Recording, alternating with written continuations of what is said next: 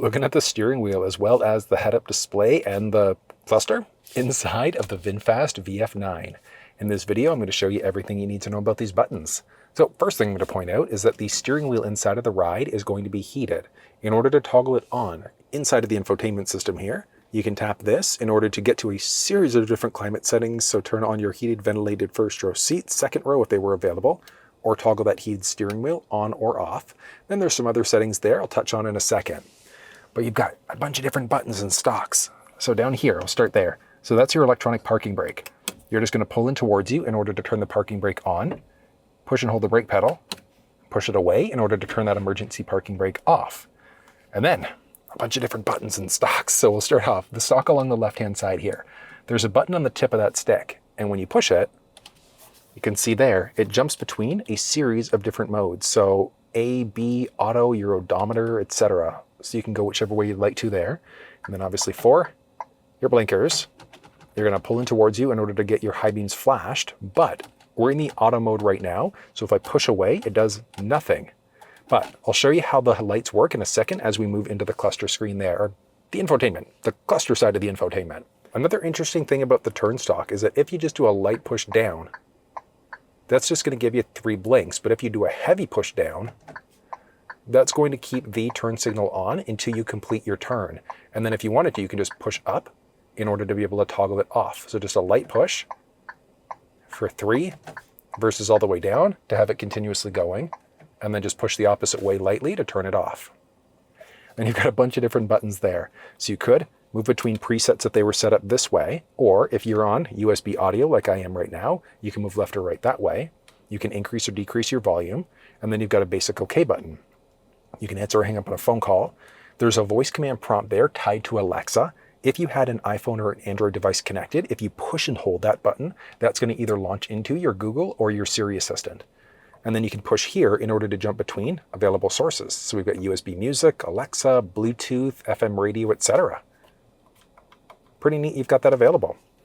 And then ones along the right-hand side here. So these ones are cruise control, so I'll touch on that in a second. We'll go to the stock here for a second there. So you've got your option of just going 1 level down for a quick wipe, 1 level up, and then you can then use the rocker switch in the middle there for how fast or slow rain's hitting the windshield, or go into some of the faster like hyper modes and then push down to toggle it off. And then along the right side of the stock there, there's also this option. So you can go up in order to turn your rear wiper on or off. And then you go all the way up or all the way down the opposite way in order to turn on that rear wiper fluid, and then just pull in towards you in order to get the front wiper fluid going there too. The buttons along the right-hand side here are going to be for your cruise control system. So you can tap the button here in order to toggle cruise control on at whatever your current speed is. From there, you can increase or decrease 1 kilometer, 1 mile per hour at a time, push and hold up, push and hold down in order to increase, decrease at larger increments. You hit the brake to cancel your speed, you hit that cancel button to cancel your speed, and then you push in again to resume your previously set speed. This one is going to be an assist system specifically for lane marking. So as long as the vehicle recognizes the lane markings, it's going to keep you perfectly balanced in your lane. This next one here is going to be for a speed limiter. So essentially you turn that one on and then your vehicle wouldn't go past a certain speed unless you kept on hammering the accelerator pedal. Interesting from a safety perspective, I'm just going to pretend that that button's not there. But if you want a full live demonstration of actually using the cruise control system, you'll find that down in the description of this video.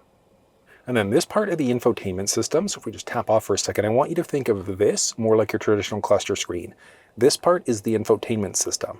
Along the very top, you've got your parking brake, you've got your current time, along with your odometer reading. Or you can tap the left stick in order to move between a few different options. So your trip A counter, B counter, auto counter, or your odometer. You've got the drive mode that you're currently in, so you could adjust out your drive mode along the very bottom there. Your high beams are there too. So you've got the auto high beam mode that's currently enabled. Moving down here to jump between your different light options there too, which I'll explain in a second. From there, you've got your current range, your current speed, along with what gear you're currently in. And then you've got a button here in order to get to your full 360 camera. So you've got your front view. You can go side to side view there too if you want to, with a backup or tow view. And then you can go fuller screen there, or go to your full 360 option. So if you wanted to drag yourself around that way instead, you could. Then just button push in order to get rid of that camera. You can tap here in order to open and close the lift gate. And then you can tap here in order to get some options for your wipers. So your auto rear wiper, which means that if we've got the front windshield wipers going, put yourself into reverse, it's automatically going to turn on the rear wiper for you. And then your service mode, if you need to change out your wiper blades. You can either tap there in order to get rid of it, or tap anywhere off the screen there. This is going to give you a series of other options.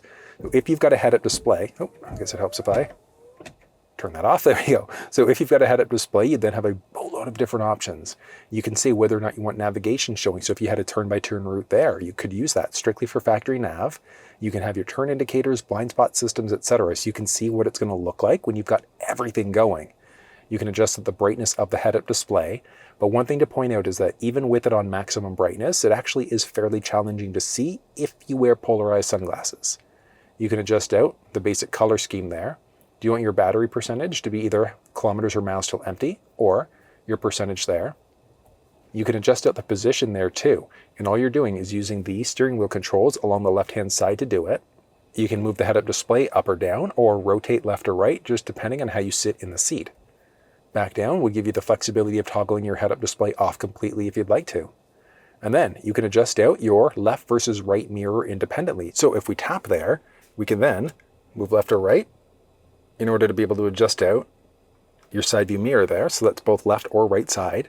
You can tap this in order to adjust out your steering wheel. Same idea. We're using the pad here in order to move the steering wheel up, down, forwards or backwards. So it's a full telescoping steering wheel that way too. And then you can toggle your heated steering wheel on this way if you'd like to. You can adjust some things out with your seat, specifically looking at a massage chair seat capability. So you could go for the intensity level, and then you can select what option there. So you can't actually tap these until you select an intensity. Then once you do, you've got some different massage chair options available there. Pretty neat. Hide to go away, and then you've got your light modes there. You're going to be in the auto high beam mode the majority of the time, but during the daytime, you can't permanently lock your high beams out. And even at night, the way this works is that if the vehicle recognizes high beams are needed, it turns them on. If somebody's oncoming, it's going to dim them before bringing them right back on again. If you wanted to permanently lock your high beams out, go into the headlight mode here. From there, you're just going to push away in order to turn them on, pull towards you in order to turn your high beams off. And then you've got different light modes there, but auto is the way to go. You can tap here if you wanted to toggle your fogs on or off, and then you can adjust out your dome lighting there too if you'd like. Then there's your car mode. Eco is going to get you the best possible economy inside of the ride, so best possible range. Normal is more like your day-to-day driving, versus Sport is going to give you the best possible performance. Word I'd recommend there, just normal or eco the majority of the time, but Sport is a heck of a lot of fun, but it does also negatively impact your available range there too. And then it's going to be your regenerative braking level. So do you want high, low, or mid? And the reason, the way that works is that if you take your foot off the accelerator pedal, it's how fast or slow does the vehicle slow down. Then you've got a series of other camping modes there too. So this is exactly that. So that's a camp mode.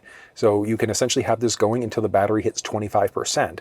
But what it's going to do, it's going to keep the audio going. It's going to keep any videos that you're watching going, keeping the climate going, etc.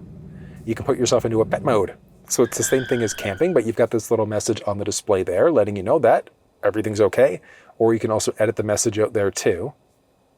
You can tap here in order to go to a car wash mode, back to whatever mode there. And then you can also exit camp mode along the very top. But if you shift into gear, it automatically pulls you out of whatever drive mode that you're in, or car mode, I should say. And then this gives you a series of other additional preferences there too. But if you want a full walkthrough on the infotainment system, this portion, you'll find that down in the description of this video. So I know that was a heck of a lot of information, but that's everything that you need to know about the steering wheel, head-up display, and then the cluster inside of the VinFast VF9.